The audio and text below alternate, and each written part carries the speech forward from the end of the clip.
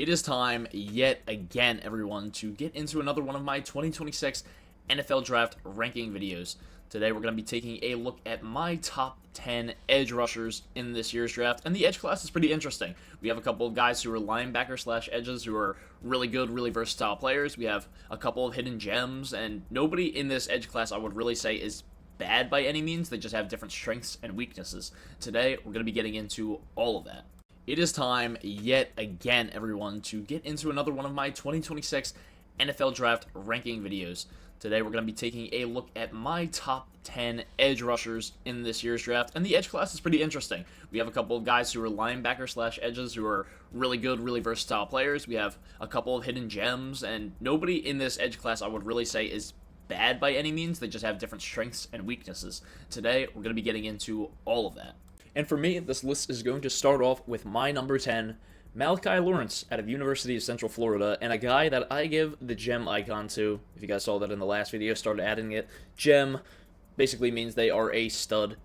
Call it a stud, call it a gem, does not matter, but he is 6'4", 253, 33-inch arms. Very nice. Prototypical size for an edge rusher. I didn't put him in that, above average, but I put him in that solid. The light blue tier is a bit more of a solid type of build.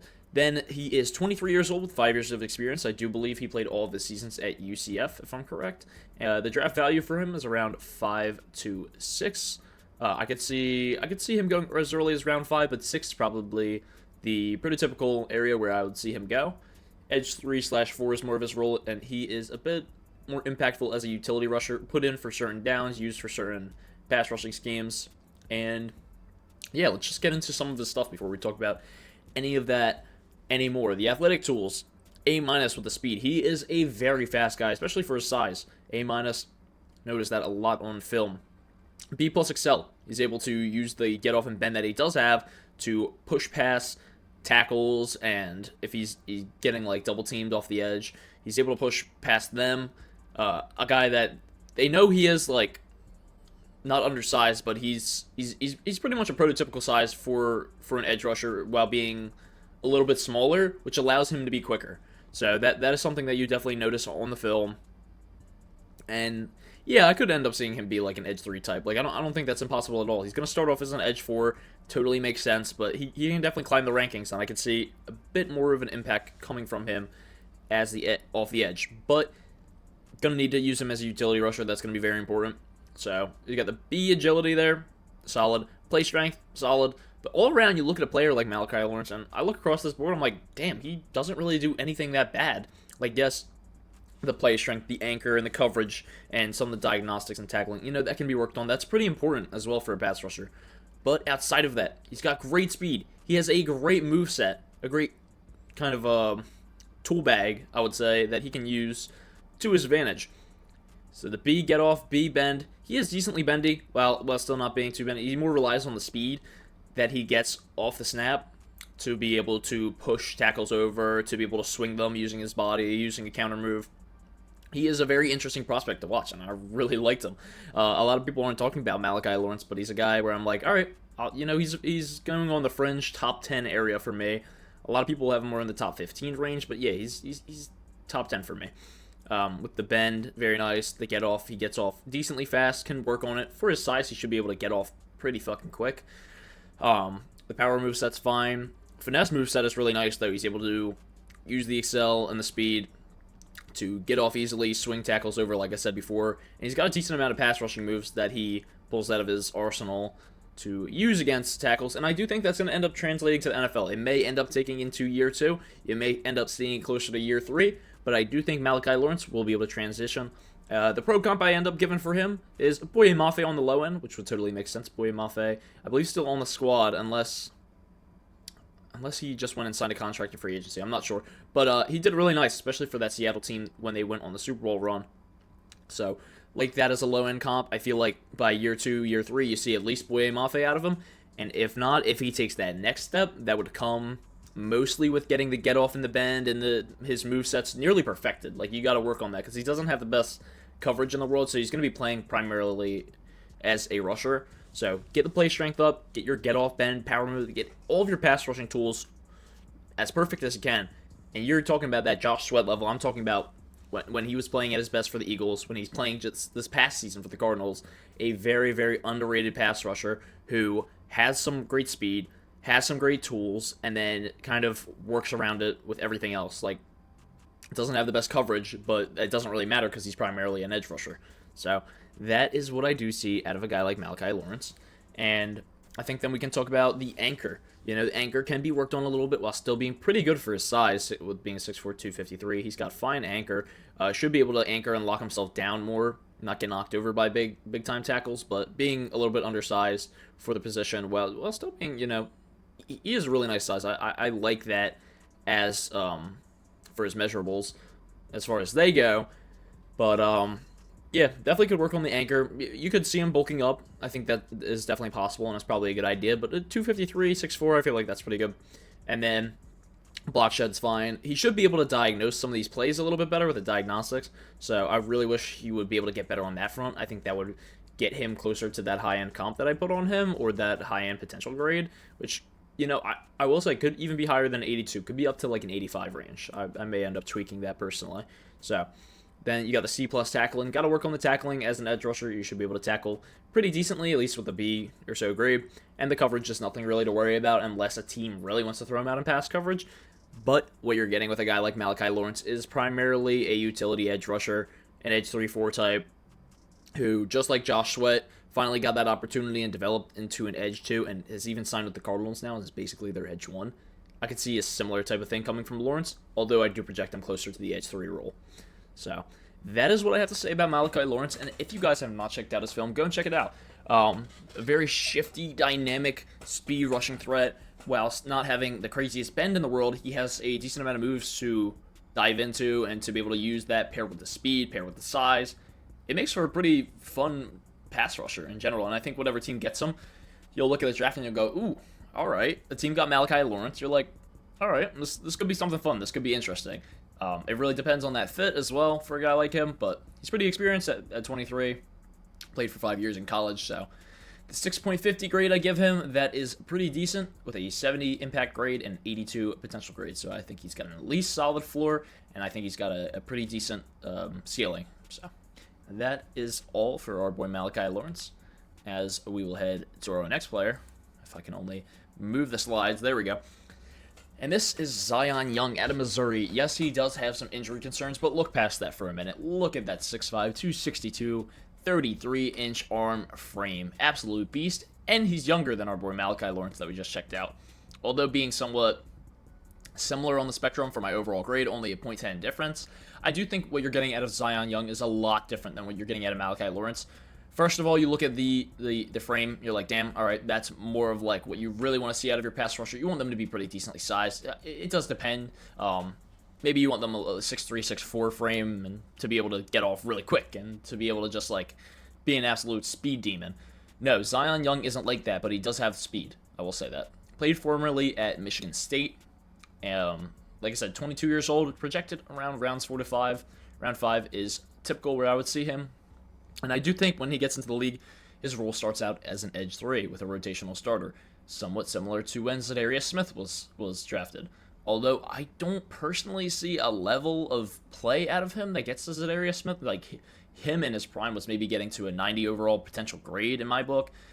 For Zion Young, I see a similar tool set, but I just don't see a similar career trajectory to a Za'Darius Smith. Unless he goes to a team where it's like, all right, similar things are going to happen where I believe some of the Packers pass rushers either like went and signed away in free agency, or they just weren't that good, and Za'Darius Smith was able to climb the ranks. I think when you draft Zion Young, you're just kind of looking for a guy who's going to be your edge 3 or 4, so you're not really looking for him to fill the role.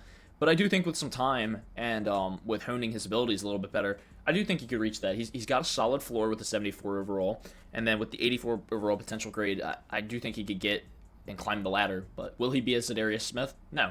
Is he similar to Za'Darius Smith with his tool set? Yes, especially with the frame. But then I don't know, because thinking about it too, I'm like, all right, injury concerns. Za'Darius Smith somewhat had some of those, especially with his time when he switched over and went to Cleveland and the Lions, right?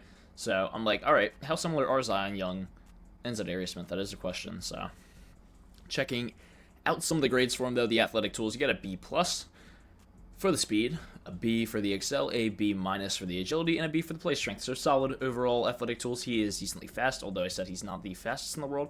Still able to beat some of these linemen with his speed. Pass rushing, he's got the B get off, B minus bend, B power moveset. Got to work on the finesse moveset and the overall moveset, but the power moveset is something to look at. He honestly should be a little bit more powerful. That includes the anchor, the block shed, tackling, bend, get off, and such. That should be a little bit more powerful, especially for his frame. And then the moveset is something that you just kind of accumulate over time. So if you see some of these guys with a lower moveset, it's not the end of the world. It just means they don't have a lot of things to pull out of their arsenal to combat something if they end up getting, like, chop blocked or, they end up getting, I don't even know, like, pancaked or something like that. They don't have a lot of counters for stuff like that. They kind of are just like, well, fuck, I'm screwed at this point. So that is definitely something important. And like I said, though, it's something that you can get over time. So then we can take a look at the run defense, which is nice. Like, once again, like Malachi Lawrence, you're seeing a lot of these players where, like I said before, nobody in this class is necessarily that bad. I mean, if you're looking at the top 10 to 15, then we're talking, all right, none of them are that bad. But there's just certain things that they do really good. For me, it's Zion Young and his frame. I think the frame is pretty nice. And then I think the overall well-roundedness, like he's decent with his athletic tools, with his pass rushing, and his run defense. Can he work on things? Of course. But at the same time, he's very well-rounded. So the anchor is fine. The block shed's fine. He should be able to diagnose plays better, but that kind of goes with your movesets. The tackling could be a bit better, especially for an edge. Although some of these guys, it's like they're not playing a defensive nose tackle, so it's okay if they're not the best at tackling, but you still have to be ready in case a running back comes off the edge and you have to tackle them. So that is something I could see Young working on as he plays more of a primary pass rushing role. A lot of the guys we'll talk about aren't good in coverage, but the one guy that we will talk about that's pretty good in coverage is literally one of the best players in the class, and I'm really excited to get to him. But yeah, the D for the coverage grade. But yeah, overall, Zion Young, me personally, I don't like him as much as Malachi Lawrence, although I do have him as my edge 9.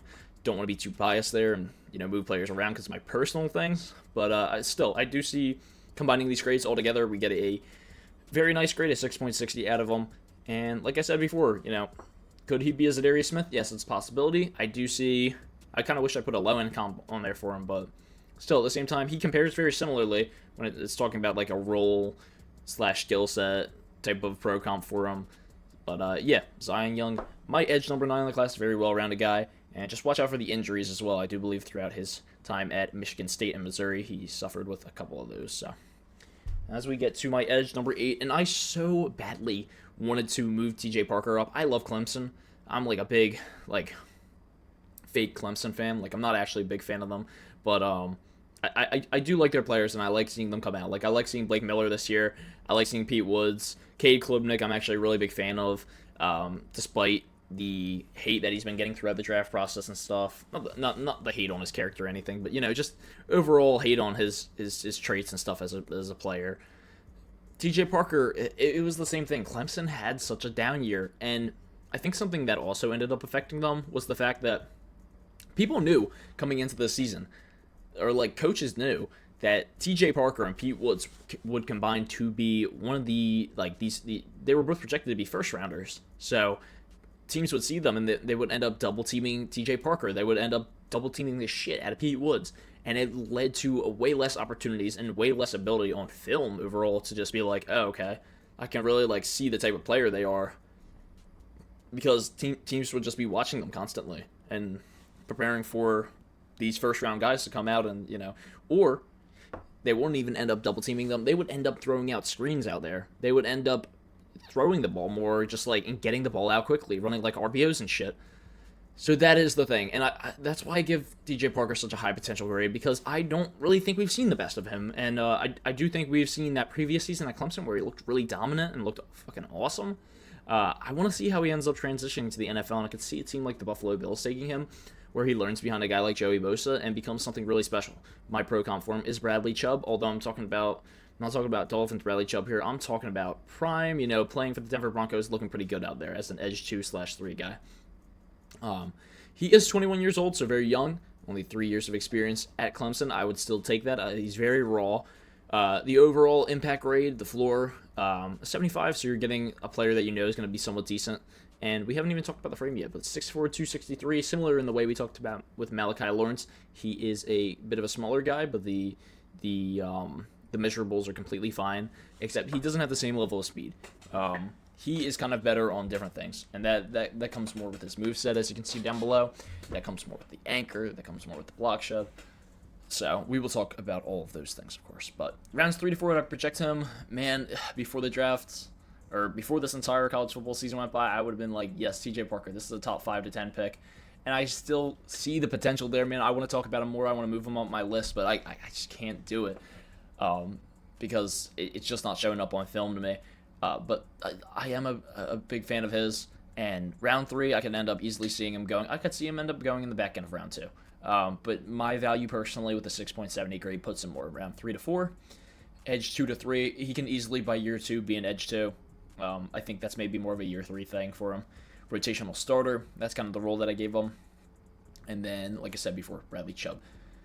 So the 6.70 grade is a bit higher than the guys we had before. We kind of went 0.10 up for each. But, I project him ending up being a decent starter in the league. He's going to start off as that rotational guy. But very, very fun player. And another guy where you'll see him taken in the later rounds. And unlike someone like Zion Young, where you're like, all right, yeah, that's kind of where he should go. People will see Malachi Lawrence or TJ Parker go. They'll be like, all right, I see the upside there. And it'll be like one of those ooh picks, like ooh TJ Parker, okay, former guy we thought was going to go in the first round, and look where he ends up going, Buffalo Bills, or I don't even know, Philadelphia Eagles perhaps. And you're like, all right, I think they could end up getting that potential out of him. So, but let's get into some of the things that he does good, and some of the things that he does not so good. The athletic tools, the B speed. I'll be honest, the speed and the accel are fine, but they can be worked on, just like Malachi Lawrence, unlike Malachi Lawrence, he is a smaller guy. He should be able to use the fact that he doesn't have this much weight and be able to speed past guys, but that is something that just kind of is there or isn't there. You can't really change how fast you are. I mean, you can continue to work on it, maybe end up losing some weight, and then try to end up being faster because of it, but if you're not fast, you're not fast. So nothing we can really talk about too much there. The agility on the same spectrum with the B-, and then the play strength overall is really good. In fact, for a size, gets an A-. The get off originally is a B, so he's able to get off completely fine. Nothing, not great, not bad. But the bend, nothing crazy. You're not really looking at a bendy type of edge rusher here. You're looking at a decently fast guy with a really nice moveset, especially when it comes to power plays, and he plays with more power than his size ends up saying. Like, for a guy that's 6'4", 263 with 33-inch arms, he's playing a whole lot stronger. He's playing like a 6'6", 300-pound guy. Like, that is how he's playing. He comes out every time, and he's just like, how can I fuck up this team's game plan? And I really like that about TJ Parker. So, watching some of the plays that he had for Clemson, I was like, all right, this guy's kind of a dog. In the same way that I like Bradley Chubb coming out, I really did like TJ Parker as well. So, although I wasn't doing draft grades when Bradley Chubb came out, but I was still like, all right, I see the vision here, and I'm like very excited for this pick. And now I'm finally doing them with TJ Parker, and hopefully we don't end up having, you don't really want the career trajectory of a Bradley Chubb. So, but when it comes to the moves that he ends up having, it definitely does compare similarly for me watching Bradley Chubb's college tape. So, like I said before, the bend, nothing crazy, but the movesets overall, as you combine the A- and the Bs, I do think combines to make a pretty good player with fine speed, who is able to dig into his pass rushing tools and use whatever he possibly can against, these at least college tackles. We'll see how it ends up looking in the NFL. And then for his size, once again, an A- anchor. A really nice anchor, one of the better ones in this class I've looked at, in fact. So, B+ with the block shed. He's able to pass by guys. Anything when it comes to being a pure edge rusher, TJ Parker does phenomenally. Like, if we're looking at him outside of anything else, we're like, all right, I don't care how fast he is. I don't care about the get off. I don't care if he's a bendy, crazy, fucking bendy straw of a player. I don't care about that. Or I don't care about the pass rush or the pass coverage. If we're just like, all right, I want to see if this dude can make like some cool highlight plays where he's like just absolutely dominating the line with his pass rush skills. TJ Parker's the best in the class of that. I think that is right up there with Ruben Bain on the level of pass rush. But if we're taking into account everything else, got to take into account the size, his years played, Clemson as a whole. You got to take in his pass rushing arsenal, his tools, the run defense. You got to take in literally everything and be like, all right, this is a decently well-rounded player with the ability to be something even better. So I'm going to stop my glazing, TJ Parker, but I do really like him. When it comes to diagnosing plays, he can get a little bit better at that, but he's fine. The tackling is really nice for an edge player. He's able to get off somewhat quick and then be able to tackle these running backs to come at him. And if the quarterback's coming at him, he's usually able to tackle pretty nicely. And then the D for the coverage. So as you will see with many of these edge rushers, they're not very good in the coverage scheme, and that is completely fine because he is an edge rusher. He should not be thrown out there in coverage, honestly. So that is TJ Parker for you guys. That is my edge 8 of the class. Wanted to really make him closer to my edge 6 to 5 range, but the last season at Clemson really did take a dip for him, and you'll see the same with Pete Woods in my defensive tackle rankings. So that is what I have to say about him. I have all the praise in the world for him. I'm really excited to see what team picks him, and he's got some great potential. As we get to number 7, honestly, I didn't even think I was going to have him that high. This is R. Mason Thomas. Is the R a part of his first name? I really don't know. Can somebody confirm that for me in the comments? I don't know. He is only 0.5 higher than TJ Parker in the grading, and that is mostly because of the size, man. You don't see a lot of 6'2", 249 with the 31-inch arms. He is just small when it comes to everything. 6'2", you should be at least on the 250 scale. He's close enough. That doesn't really matter much to me. But 31-inch arms, man, that is pretty undersized. 6'2", you would usually at least want a 6'3 to 6'4 guy as your pass rusher, but I'm not going to let that take away. There are plenty of pass rushers that are a bit smaller, and if you have the right things, such as speed, which he does have, such as get off, which he does have, then that's not really the end of the world. So projected with rounds 4 to 5, I do project him a little bit behind where I would see a player like TJ Parker going, but it's two very different guys. Two very, very different guys. This is more of a speed threat, a bendy-ass player, unlike... you know what? I'm going to start using the term bendy straw of a player. I don't think that's entirely crazy to say. Unlike TJ Parker, he is a bendy straw. And R. Mason Thomas is able to do a whole lot of things good, and what he does good and bad in comparison to Parker is very different, as I said. So, edge 2 to 3 with starting caliber out of him. I could see R. Mason Thomas end up being one of these solid starting edge 2s in the league. More project him in that edge 3 range. Arnold Ebiketie is the comp that I end up giving him on the low end, and I have seen a couple of Nick Bonito comps on the high end flying by. Nick Bonito started off really slow with the Broncos. He is now one of the top pass rushers in the league. So could we see a career like that at R. Mason Thomas? Possibly, but I'm more talking about the skill sets here, and I do think either one of those guys, his skill sets compared to, if you're talking on the low, Arnold Ebiketie, especially when it comes to the run defense, a bit of a faster Arnold Ebiketie. If you're talking about on the high end, talking about the bend, the get off, and a couple of other traits, then we can easily look at Nick Bonito on that high end. But let's get right into some of the things. Also, he does have a solid floor, 73 overall, 83 overall potential grade. Give him a solid floor, solid ceiling, nothing crazy, nothing on the elite range. I do project him, if his career is going to end up going, it's going to be somewhere in between Ebiketie and Nick Bonito. Nick Bonito is a very high-end comp at this point, so that is more, as I said earlier, talking about skill sets. So a B+ for the speed, very nice. What you want to see out of your guys, especially being undersized, he's got to be fast. He most definitely has to be fast. A- excel, B+ on the agility front, and then C+ for the play strength. And you'll see that a lot throughout this because of his undersized nature. He is not able to have that play strength and some of the other things. Although the get off is really nice for the size. So do you take really fast get off with not the best strength in the world? I mean, I don't know. I would probably take somewhere in the middle with like a fine get off and then like really good strength to be able to knock over linemen. But I'm not really worried about that. Overall, his athletic tools combined to make a very speedy, very bendy pass rusher with the A- bend, A- get off. The power movesets can be worked on, but overall his movesets are really nice.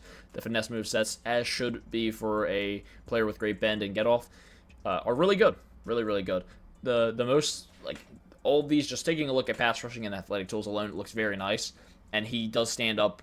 Like, I do think he's going to end up transitioning pretty decently into the NFL. But where he does take a dip is in most of the run defense. This is a guy that is primarily playing to end up getting at the quarterback.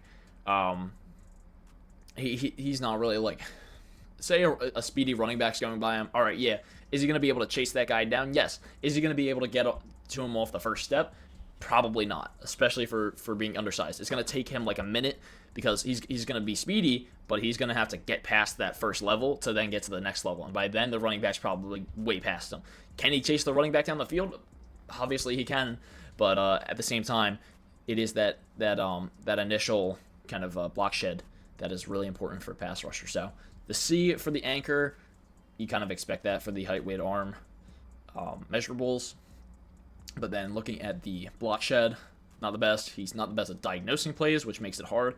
Like, he has that great speed, but can he get off quick and then use like a diagnosis of the play to be like, all right, shit, the quarterback's scrambling. Maybe I should like get off this block and then go after him. He's not very good at that, I will admit, watching the tape. And then the tackling's got to be better, and that comes with the play strength, and that comes with not being able to do good against running backs, pretty much.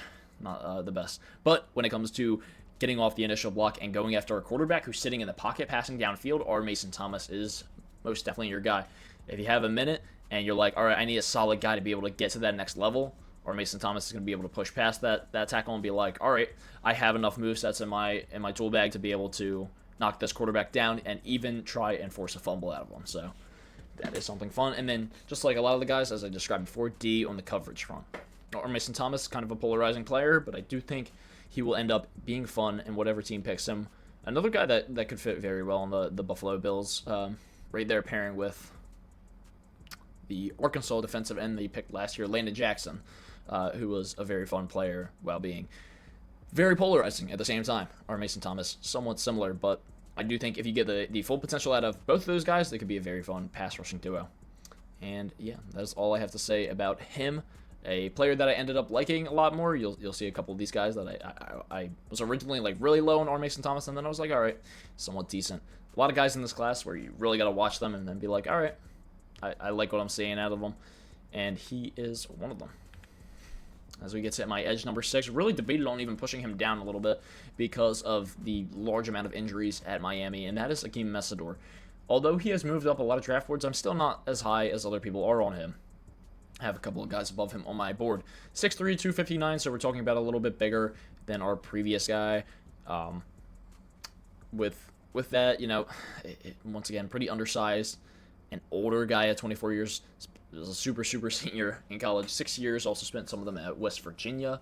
Although he is still on my radar for rounds 1 to 2. There's big talks about him going to the Tampa Bay Buccaneers, and I don't know, a player with a low floor, but a decently high ceiling. And I do compare him to Jonathan Grenard. I think him coming out with somewhat of a similar player. So an edge 2 to 3 role, a low end starter. Could see him being a low end edge 2, or even maybe a high end edge 2. It really depends on how serious this stuff with the injuries are and if his measurables are really something to worry about. But I do overall think that you probably don't have to worry about him at Miami. Like, he looked pretty good in some of the tape, especially when they were going on that national championship run, which they ended up losing. But still, the pass rushers, as I was watching Ruben Baines tape, you would see Mesidor pop out a whole lot. Really fun that Miami ended up having 2 players that may end up going in the first round this year, and they were both their pass rushers. So really nice. Miami, a fun school, and they ended up taking that next step up to make it to the Natty, and because of that, a lot of their players are paying that off heading to the draft. So that includes, you know, Carson Beck and plenty of other guys. But anyways, we will get back to Mesidor with the C+ for the overall speed. Not the fastest guy, and that is something that is kind of important. But outside of that, he is more of a smaller dude that plays as a big dude somewhat. So what more matters is that Excel. That Excel is important. He doesn't have the fastest long speed, but he does have great acceleration to be able to bump and run tackles. So, let's see. As I stop talking here and there, I'm looking back and forth at my notes to just make sure I'm throwing out the correct information here and not talking total BS. But the agility, fine. The play strength, fine. Plays above kind of where his size is. The B+ get off, very nice as well. So, overall, looking at a decently well-rounded prospect with a couple of things to improve. I'm not going to really go into too much else. I do think if you're talking about the run defense, he's got some of the better run defense in the class and some of the best coverage we've talked about yet. You can throw him out there as a subpar linebacker type. if you need to, and Mestor will play just fine, especially when it comes to tackling, and him to be able to excel after running backs and tight ends and whoever across the field, wide receivers. So, honestly, I would say for his overall long speed, you wouldn't want to end up putting him against a wide receiver. He would more be somebody to end up covering a tight end. I think that is definitely something he's better at, but the block shed, fine. The tackling, fine. The coverage, fine. To talk about that more. And then he has a fine amount of movesets. Just an overall decently well-rounded prospect, as I said before, with a low floor, and then a decent potential grade. Could see, like I said, Jonathan Grenard out of him, but overall a guy that I'm kind of polarized by. He's definitely not my guy, and the injury things kind of turned me off, and then the size kind of turns me off, and the fact that he just moved up a lot of people's boards so quick. As I'm watching the film, I'm like, all right, this is kind of a guy I would project as an edge 10, edge 9 in the class, but because of the general consensus, which I really do take into effect, I gotta kind of look into him more and be like, all right, I guess he's doing better. Instead of a B, I'm gonna give him a B plus for the get off. Like I could definitely lower these grades, but it seems a lot of people like Messidor, and as I watched him more, I was like, all right, I can kind of see what they're picturing, but me personally, I'm not the biggest fan in the world. But yeah, that is Messidor. He definitely still does have his strengths. So I'm not gonna entirely hate on him, but just a player that you're kind of polarized by. As we get to my Edge 5B, we got a 5B and a 5A, and that is Cassius Howell out of Texas A&M, a guy very different from the last guy we just talked about, except for that size. Yes, 6'2", 253, another guy who's undersized. A couple of the guys you will see in this class. A bit of an older guy, at 23 years old, 5 years in college, played formerly at Bowling Green. So, rounds 2 to 3, he is getting some round 2 hype right now, and I do think that's where he'll end up going. And this is starting to get into our Edge 2 kind of territory with, like these pass rush specialists. So, I do think when you end up looking at a guy like Cassius Howell, you're like, all right. First, you see you see the measurables. You're like, all right, 6'2", 253, 30-inch arms. You're like, oh, the 30-inch arms. Oh my God, yeah. I looked at that too. I went, what the fuck? I was like, I don't think I'm gonna like Cassius Howell. And then I looked at his tape and I'm like, all right, he makes up for it. And in a lot of things, he makes up for it. He really does, and he's a surprisingly fun prospect if you end up watching some of his film as well. With the speed, the excel, the agility, combine that all together, it's looking really nice across the board for the athletic tools. Play strength is right where you expect it to be. In fact, I would say that's even a bit above where it should be because of the 6'2", 253, and the 30-inch arms. Man, again, stop talking about them. 30-inch arms is not what you want to see. I would like at least 32-inch arms. But talking about some of the other things as we get into it, the pass rushing, the get off, gets an A- grade for me. Very nice with the get off, and you do expect that out of the speed that he has. The B+, he is a bendy stroll of a edge rusher, and I like that out of him. I give him a really solid floor as well, and a really, really great overall potential grade. I do think this is a guy that could develop into your edge one on your team. Another guy I project to the Buffalo Bills, but I do think one of his best fits would be the San Fran 49ers. Couple of other teams, maybe the Dallas Cowboys can end up taking him. The Minnesota Vikings, if they're looking for a guy that, could end up, starting as that edge 2 for you, but then work in with Dallas Turner and kind of be a good 1-2 pair, kind of like they got down in Houston. I could see the potential there. But then looking at some of the moveset's not crazy, especially for the power. Could definitely get some more, but he's not a very powerful edge in general, so the power moveset's obviously not that good. And then the B+ for the finesse moveset. So, got a very nice finesse moveset, which makes sense for the bend and the get off and the excel and the speed. He is a very fast, plays bigger than he looks type of guy. Like, just using his speed and his hands and stuff. Alright, he's pretty exciting to watch. Give him the pro comp of Will McDonald, who I think the sky's still the limit for him. He's just stuck on the New York Jets. But put a guy like Cassius Howell onto a nice team, and you're basically getting what you would expect out of a Will McDonald if he was not on the New York Jets. I do project them very similarly, especially with, the types of roles that they would end up playing in the defense. But the worst stuff that he does is on the run defense side. The C+ anchor is a little bit worrying, but it makes sense because he's not too big. And then the B- for the block shed, C+, he's not the best diagnosing plays. Fine when it comes to block shedding, fine when it comes to tackling, and then not good when it comes to coverage, just like many of these guys. You are not looking at a guy that's going to do good out in pass coverage, do good out in run coverage. No, this is a guy that is primarily an edge rusher, as I said, for a couple of these guys. We're not talking about linebackers here, we're talking about edge. So, that is pretty much all I have to say for Cassius Howell. He does have a decent amount of experience, and he's played at both a small school and a big school, and it seems like the play has transitioned. So I really do like Cassius Al. Like him a lot more than I ended up thinking I would, just like many of these guys. And yeah, he is my 5B, tied with the 5A, who is Kendrick Falk. And when we were talking about a guy like Kendrick Falk, sorry about that, I had to take a little water break for a second there. Been talking for a good 40 minutes. Anyways, 6'6", 276, 34-inch arms. Can you get any different from a guy like Cassius Al that's a whole 4 inches taller and a whole 40 pounds bigger and a whole fucking nearly 5-inch longer arms? I love Kendrick Falk's measurables, and he should be being talked about much more in the draft. Although they're two entirely different players when we're talking about Hal and him, I do like I end up comparing them somewhat similarly, at least in grading. But I put Kendrick Falk as the 5A because I like him better. I really do. I like him better. I like him a lot.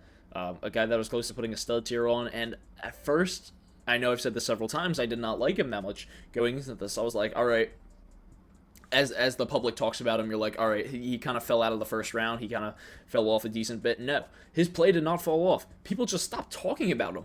Like, Kendrick Falk is still very much a guy I could see going in the first round, but he is not getting hyped up enough. And he should be. He's a 6'6", 276 fucking bull rush of an edge rusher. He is awesome. More seen as an interior hybrid guy that could play, like, with the size, could play a little bit of rotation inside the defensive line. I think that's fucking awesome. You could throw him in there as an edge. You could throw him in there as a D lineman, near like a subpar type of D lineman, not with the exact size, but he's 6'6", 276. He's pretty much built for it. Very similar in the way that Tennessee formerly used Nico Autry, who I compare his low-end pro comp to, and the way the 49ers used to use Eric Armstead. So I really do see a lot of, especially Eric Armstead, in the tape when you're watching a guy like Kendrick Falk, and I think that's really fun. So, obviously two different players. One went to Oregon, one went to Auburn. Somewhat different in sizing, but still, I see a lot of similarities in their overall tools and stuff they have. B- for the speed could be a little bit quicker, but he is a bigger guy, so I do think that speed compares out fine. The excel is really what matters for a pass rusher, and that is great. The agility can be worked on a little bit, but that's fine. And the A- play strength, as I said before, fucking bull rush of a pass rusher. And he is very, very fun to watch. Another one of these players I'll say go out and watch after this video is done, and you will be like, all right, damn, Kendrick Falk is fucking awesome. And I'm not just saying watch his highlight tapes. I'm saying watch him play throughout the entirety of a game. He is pretty interesting to me, mostly based off the grading alone. But then if you watch some of the tape too, you're like, all right, he's pretty dynamic. The B get off is fine. C for the bend, not a bendy straw of a player, but he does have a nice power moveset for his power tools. Not the best finesse moveset, that's expected. He's primarily a bull rush player that doesn't get off with the fastest speed, but has the strength. He is almost the opposite of what we talked about before in, I want to say it was Zion Young or Malachi Lawrence, but whereas they were very fast with not great play strength, whoever I was talking about previously, he is a little bit slower with great play strength. So that really does matter. And it's not like he's like really slow. He's a bit slower, but he still has fine speed, fine agile, fine excel, and then he also has great play strength and great power moves that he is able to delve into. But yeah, and then we see the finesse movesets with the C plus, a B minus for the overall movesets. Very nice. I do think that can be improved upon, especially for the finesse and the bend. I think that's something as time goes on you'll see out of him. Eric Armstead was never crazy bendy to Nico Autry neither. They were just big guys and they used that size to their advantage. I do see the same out of Falk. But if the team just wants to primarily use him as an edge rusher, I do think they're losing out because he can play interior. He's not a nose tackle, but he can play the interior. Then we look at the run defense. Some of the best run defense grades I've given in this entire class outside of our number 1, number 2, and number 3 guys. And that's why he's right here projected as a sub number 4 guy. Give him the 5A. The anchor, A, very nice. Expect that for his size. The A minus block shed. B at diagnosing the plays, so he's fine at that.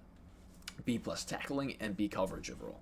So very nice when it comes to tackling. Very nice when it comes to chasing after opposing running backs. You know, they're running away. You get chased by Kendrick Falk. You're like, oh, look at this guy. He's 6'6", 276. He ain't catching me. He's fucking catching you, dude. He's surprisingly good at those chase down tackles.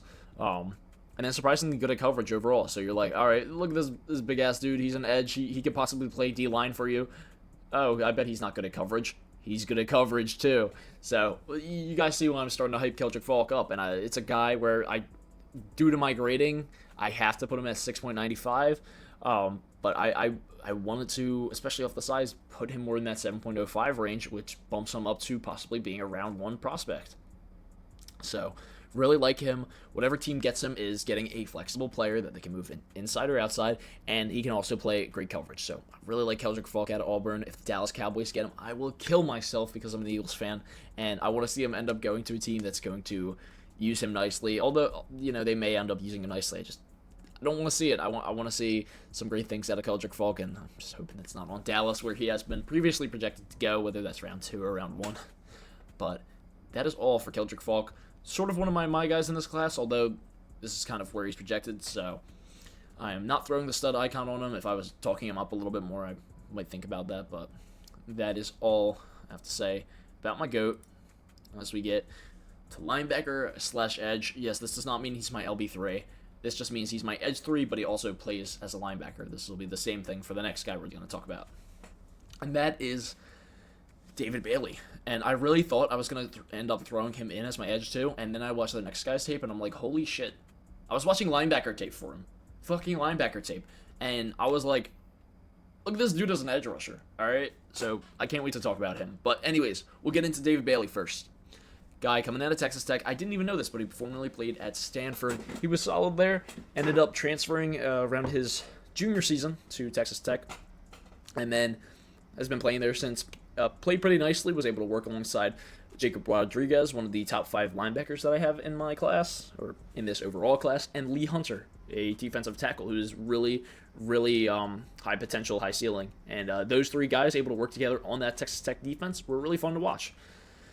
He is 6'4", 250, 33-inch arms, pretty prototypical size for both the linebacker position and the edge position. If you would want him to play more of a linebacker role, I would say look for the arms to be a bit bigger, and he could be anywhere from the 6'3", 220 range to the 250 range. I think that's completely fine.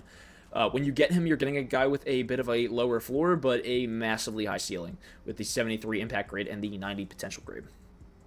Projected to go in round 1. For a lot of people, projected to go top 5. For me, he's more of just a overall round 1 talent. Doesn't really matter where he goes, whether it's a little bit later to a team like the Cowboys, as I said before, who are kind of looking for a linebacker edge type, or whether it's way earlier. There's talks about him going to the Titans at 3. I could see him going anywhere from throughout round 1, so I didn't want to give him a top range. And whatever team gets him is, once again, as I talked before with Keldrick Falk, getting a awesome player. He can play both linebacker, he can play edge. He could possibly start off next season being your edge 1, being a franchise key piece. Should I say it one more time? Being a franchise key piece, being a possible linebacker for you to use. He's fucking awesome. David Bailey is surprisingly fun to watch. With the 7.25 grade that I give him, 3-4 outside linebacker, I would more project him if you're throwing him out there as a linebacker. But yeah, plays hybrid. Edge 1-2 role if you want him, 3-4 linebacker if you need him. And I end up comparing him very much to Jared Verse-esque, as I think he can play the linebacker position better than Jared Verse can. I don't think that's questionable. Can Jared Verse play the edge position better than him? I think that's easy to say, especially with the difference in a couple of things when it comes to bend and it comes to overall play strength, anchor, stuff like that. But if you're talking about who's well-rounded as both a linebacker and an edge, David Bailey coming out is a better player to me. So, anyways, talking about his grading, A+ for the speed. He is a very fast guy, which matters a lot for both linebacker coverage and edge rush. So that's awesome to see. A, acceleration. Acceleration's so very important to me for linebacker, or not linebackers, edge rushers, but linebackers as well. And that is very nice with the A grade. B, agility. B- play strength. That's fine. It doesn't have to be the best in the world, especially if they're having him split the reps. Maybe 75% edge, 25% linebacker. All right, play strength, not the end of the world. The get off, an A+. This is starting to get into elite range for some of my grades. Very, very nice grades when it comes to that. Like to see that get off be very quick. And then you get the B bend, not the bendiest guy, but he's still able to, like that Jared Verse type of comp, be able to bend decently well. Power moveset is fine, can definitely be worked on. I will say he's not the most powerful guy in the world, but he does do a whole lot of things good. A bit more polarizing when it comes to stuff like that, but still a very fun player. And whatever role a team ends up designating him to play, he is going to grow into that role faithfully. I think that'll be, if they want him to play primarily edge, all right, you're losing out on the linebacker, but he's going to start to ball out and start to build up his power move sets, his finesse move sets, maybe even his bend ends up getting better, and his overall play strength would get better. But the fact that Texas Tech kind of threw him out there as a linebacker a lot, then you kind of see him being more well-rounded to both roles. So that's why when we talk about the run defense, he is a very great player at diagnosing the play. He's able to see the field from back-end coverage and right from the front in the front of the line.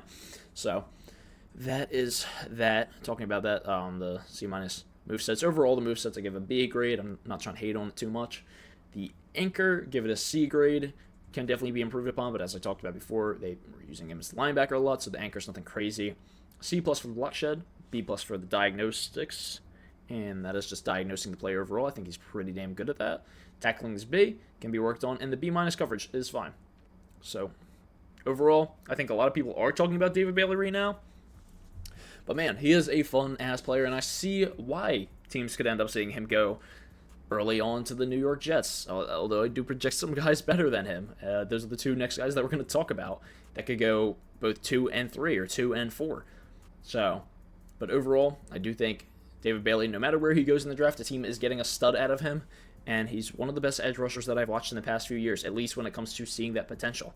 At worst, could he end up projecting out as an 80 overall guy who's, they're like, all right, you're better on the pass rush side, so we're going to have you play mostly edge. And then he just develops out to be like rookie year Jared Verse, where he's pretty damn good, but not like elite. Yeah, I still think you're ending up getting like a good guy, but I do project him reaching that next level, whatever that next level is past Jared Verse. But I do project him as an overall just like comp to David Bailey, which makes the most sense to me. But yeah, I will stop yapping about him now. Very fun player, very excited to see where he goes, and just excited to see if he's able to fulfill that potential or not. Then we get to another guy who's a linebacker / edge rusher, and that is Arvell Reese. Projects out with similar size to David Bailey, although being a bit smaller puts him down in that green territory with 32.5-inch arms and 241 pounds. 6'4". He is 21 years old, though, 3 years, so he's a year younger than Bailey, although these guys are all somewhat similar in age, except the guy who's, 25 or 24 or 25 who we talked about earlier? No, I think 24 is the oldest age, but still. Anyways, he is a young player, 21 years old, spent all 3 years at Ohio State with the loyalty there. That is important, especially to NFL teams. I give him draft value of top 5. I start to throw him in the 7.30 grade range, as we talked about before. David Bailey, 7.25. 7.30 means we are getting to the really great prospects, and Arvell Reese is most definitely one of them. So if we're talking about a guy who is good at both linebacker and edge, this is your guy. As I said before, project him as a top 5 guy. Could see him going to the Jets easily at 2. If he ends up falling, who knows who takes him? Maybe the New York Jets. Maybe the Tampa Bay Buccaneers want to make a crazy splash play. They move up if he falls, but I do project him going to the Jets at 2. Edge 1 / LB1 of the draft. Not edge 1 of the draft. I expect his role on the team to be edge 1 / LB1, but he is the LB1 for me in the draft. Spoiler alert, if you got this far, he is my number 1 linebacker. He's everybody's number 1 linebacker, not a question about it. And easily a day 1 starter, but can he be an edge 1 for you? Sure. Can he be an LB1 for you? Yes. He can't be both, so with a guy like him, you may end up having to pick and choose more often, but I do think he can play more than David Bailey in the role of both edge and linebacker. Throw him out there, have him play either side, and he's going to excel. You don't really have to pick and choose. Like, you're not going to have to pick and be like, all right, yeah, dude, we just want you to be a linebacker. We don't want you to be an edge. No, have him play both roles, and I think that will work pretty well for him. On design plays, say he gets drafted to the Jets, all right, we got enough guys out here on the edge. Let's have Arvell Reese go out and play linebacker for us because we already have some decent pass rushers, including Will McDonald, who we talked about earlier. So, whatever role you end up wanting him to play, he is going to end up doing good at. That is what I want to say. My pro comp to him is stronger Demario Davis. Guess who's on the team again? Demario Davis. Guess who's going to be able to mentor this guy? Demario Davis.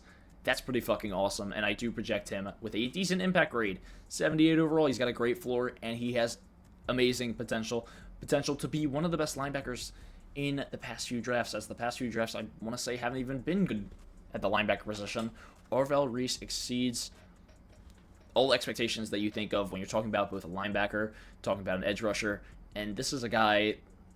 It makes sense why he's projected in the top 5. He's my edge number 2, and he's my LB number 1. Think about that. At 2 positions, this guy is being talked about. That's insane. That is really important. It's like talking about Travis Hunter last year, and you have him being talked about as a receiver and a cornerback. Another guy that can do it all, almost. Although it is 2 somewhat similar roles on the defense, he can still play on that defensive line, and he can still play out in the pass coverage. He has literally the best pass coverage grade in this entire draft, I'm pretty sure, with the A-. So, let's get into some of his grades before I go out and glaze him some more. A for the speed. Very, very nice speed. A- for the excel. A- for the agility. He's a very fast guy. C+ for the play strength. That makes sense for his size. A- get off. B+ bend. He is pretty damn bendy. And then the movesets can definitely be worked on, but he's played a decent amount more linebacker at Ohio State than edge. But he does end up projecting out like he can play either, so something that he can definitely work upon. C for the anchor, B for the block shed, B for the diagnostics, B+ for the tackling, some of the better tackling in this class, and A- for the coverage, as I said before, some of the best in the class. So, Orville Reese, man, you just look at him and you're like, he really can do it all. And I think he should be being talked about in the same vein as Travis Hunter, which is why he is ending up going to go somewhere in the top 5. Whatever team gets him is getting a stud. There's literally no doubt about it. And I will end up not talking much more about him, as everybody knows who Orville Reese is. Everybody knows that he's damn good, and he's going to be exciting, and whatever team gets him is getting a stud. But I want to talk about my number 1 guy, who I haven't even mentioned really much throughout this entire draft process, but yes, he is still the number 1. Are you kidding me? And that is Rueben Bain out of Miami. Go ahead and take a look at those grades. Yes, I'm for real. Bain, not like the other guys that we talked about. He can't play a linebacker, really. But he is one of the most dominant edge rushers I have seen in several years. Man, he is freaking awesome. 6'2", 263, 30-inch arms. You see that, and you're thinking, oh, shit. But then earlier we were talking about Cassius Howell, and he still graded out pretty well. So a little bit undersized, and I do think that is where a lot of people end up finding their problems with Rueben Bain. But who gives a shit? Brandon Graham, I believe before the draft, he was talked about on the same level. He is 21 years old with 3 years of experience at Miami, and we are talking about him like this. Rueben Bain is a beast and is one of the best players that I've ever graded, and I will stand on that. Undersized, but at the same time, he is the edge one of this class. He is a top 3 player for me. He is a instant day 1 starter and an instant day 1 game changer for whatever team he goes to, and I swear if that's the Washington Commanders. As an Eagles fan, once again, I will pound the table and say, please, don't get Rueben Bain, but it would definitely make sense if he ended up going to a team like that. Best play strength that is in this entire class, best power moveset, best finesse movesets, and some really great speed. Could be a little bit better. That's all right. A- excel, that's where it really matters. B+ agility. If we get over to the pass rushing skills, we're talking B- bend. Not the craziest bend of player, but it doesn't matter. He's fast as shit. And he is also powerful as shit. Are you kidding me? 6'2", 263, and he's got an A+ for the play strength? That is insane. He's got A anchor. That is insane. He's just so fun to watch. Go out and watch Rueben Bain. Watch any Miami game, and you'll end up seeing him dominating the line. It's no question. I know there's been some draft fall-off, especially because, the previous season I do think he looked a bit better.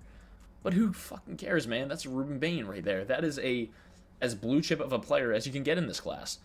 In a draft class that I don't think is the best in the world, Rueben Bain is one of the best options that you can possibly pick if you have a top 5 pick in the draft, and he's sitting there.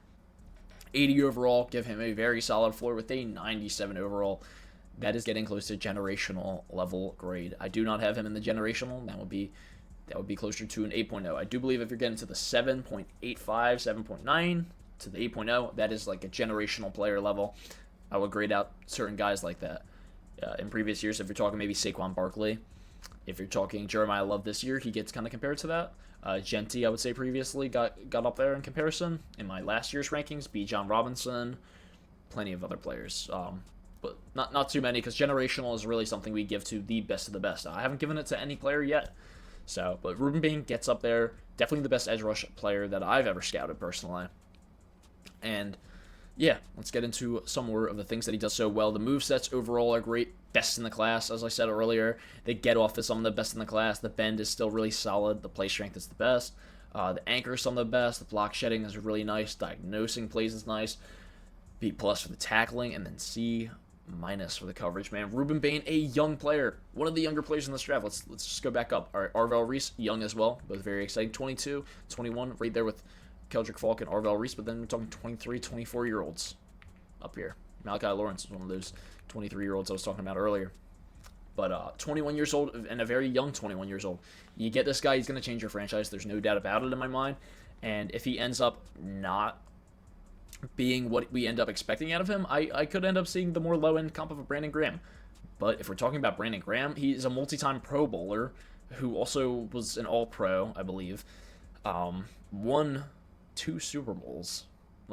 And it's not like he wasn't the reason for that either. He was part of the reason that they won those. Could Ruben Bain be a player that in several years, whatever team he gets drafted to ends up making it to the AFC Championship, and he hits a similar thing that Brandon Graham hit on Tom Brady, and he makes a big fumble or a big sack on a quarterback that ends up winning them the game or getting them close to it? There's no doubt about it. He is built for Sunday Night Football. He's built for these games. And we saw it when he was ending up playing at Miami, and I do think that Natty just... They had Carson Beck in at quarterback, and man, he just is not that reliable. He made some shitty plays that game. He was playing a really great Indiana team with many players that we've already talked about throughout the draft process. So, on the high-end spectrum, Dwight Freeney. Do I think he's going to be Dwight Freeney? No fucking way. Dwight Freeney is a very high-end comp. That is like generational level. But do I compare him to him? Hell yeah. He looks somewhat similar when we talk about a lot of things to Dwight Freeney's game. So I do end up rationalizing him more being on the high end of that spectrum. But can he be somewhere between Brandon Graham and Dwight Freeney? I more end up saying something like that. But that is my number 1 of this class, guys, and that is going to be all for this video, actually.